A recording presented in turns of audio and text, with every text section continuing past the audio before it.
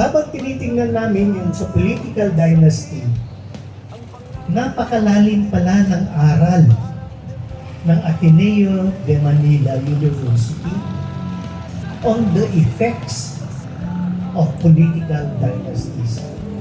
Ano ba ibig sabihin ng political dynasty? Okay, napakasimple lang po yan. Kapag higit sa isang pamilya o sa isang angkan, ang tumatakbo, yun ang political dynasty. Ang pundo ng pangakong banal, ngunit sa likod nito'y kasinungaling ang luwal.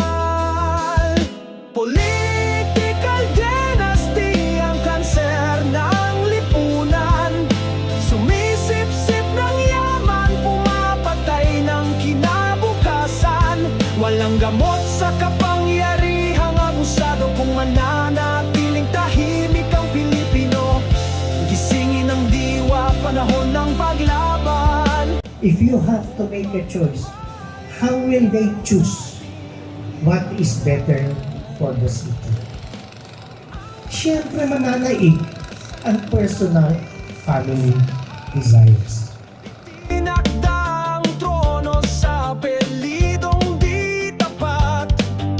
Pamilya ng politiko, tila may korona, habang buhay na tanikala sa ating demokrasya.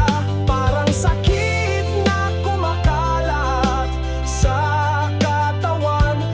I want to reiterate that we are for our rights, including the equal access to public service and against political dynasty. To allow political dynasty in Baguio City will actually defeats this right of ours for the equal access to public service. Apay da tayo lang aya tinalaing. Apay da tayo lang timabalin nga representa.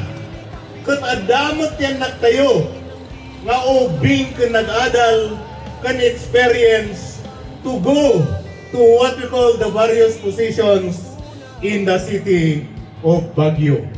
We call that in the Cordillera a cultural taboo, which is inayan or paniyo.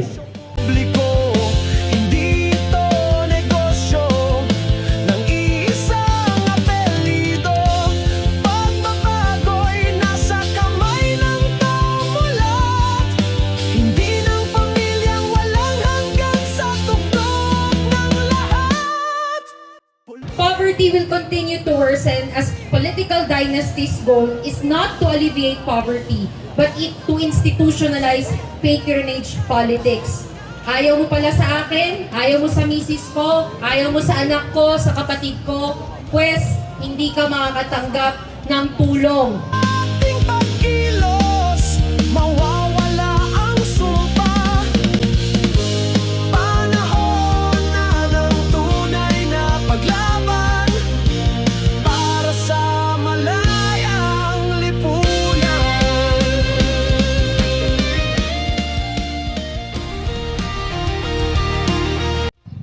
Naniniwala ba kayo na ang liderato ay dapat bukas para sa lahat, hindi para sa iilan?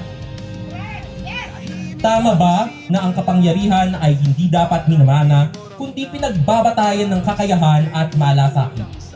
Wala na po tayo sa panahon ng mga hari at mga reyna. Hindi po ipinamamana sa pagitan ng mga magulang at ang mga anak ang pagiging leader ng ating sambayanan.